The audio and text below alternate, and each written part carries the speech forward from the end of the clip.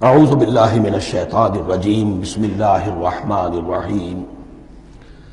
اب آئیے بسم اللہ الرحمن الرحیم، اب یہ سورہ بقرہ شروع ہو رہی ہے۔ سورۃ البقرہ جو 286 آیات پر مشتمل ہے، تقریباً 2.5 پاروں پر پھیلی ہوئی ہے۔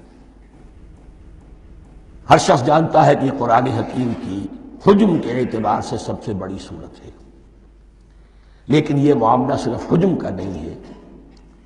نبی اکرم صلی اللہ علیہ وسلم نے اسے سنام القرآن قرار دیا ہے۔ آپ نے فرمایا لکل شیء سنام، ہر چیز کی ایک چوٹی ہوتی ہے، جیسے اونٹ کا کوہان ہوتا ہے۔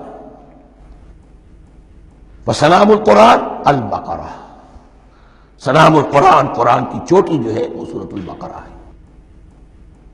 یہ نوٹ کر لیجئے جو میں نے کل آپ کو جو مختلف مکی اور مدنی صورتوں کے گروپوں کے بارے میں بتایا تھا کہ یہاں سے اب پہلی منزل بھی شروع ہو رہی ہے اور پہلا گروپ بھی شروع ہو رہا ہے، اور اس کے ساتھ جو اگلی صورت آئے گی وہ اس کا جوڑا ہے، سورہ آل عمران، جس کی سب سے نمایاں علامت یہ نوٹ کیجئے، یہ بھی الف لام میم سے شروع ہوئی، اگلی بھی الف لام میم سے شروع ہوگی۔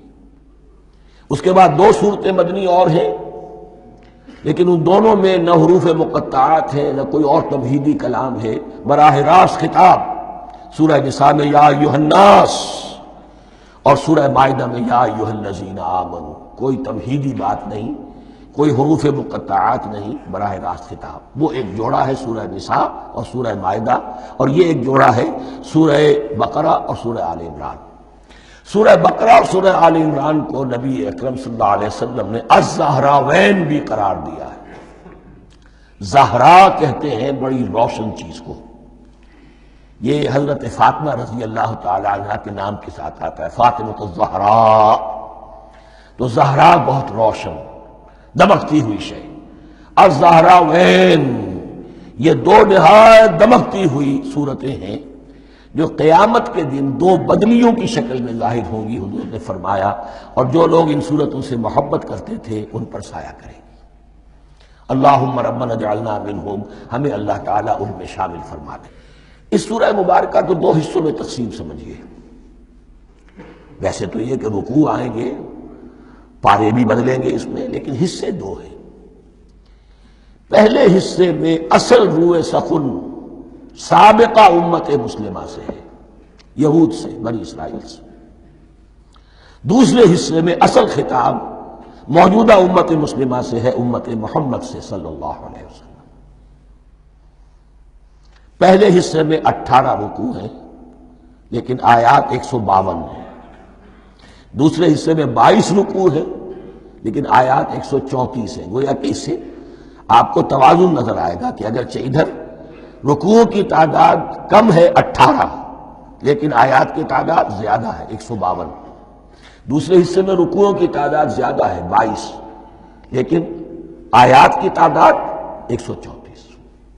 اسی لیے اس کا ایک نام میں نے تجویز کیا ہے، وہ اس لیے تاکہ کچھ حقائق آپ کے ذہنوں میں ان ناموں کے حوالے سے بھی انشاءاللہ محفوظ ہو جائیں گے۔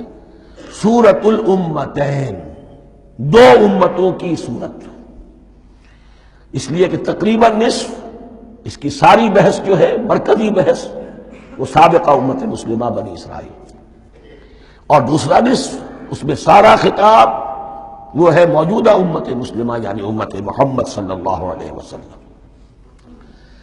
اس کا جو پہلے 18 رکوع ہیں یا پہلا حصہ ہے، اس کے اندر ڈویژن فردر ہوگی ورٹیکل، عمودی۔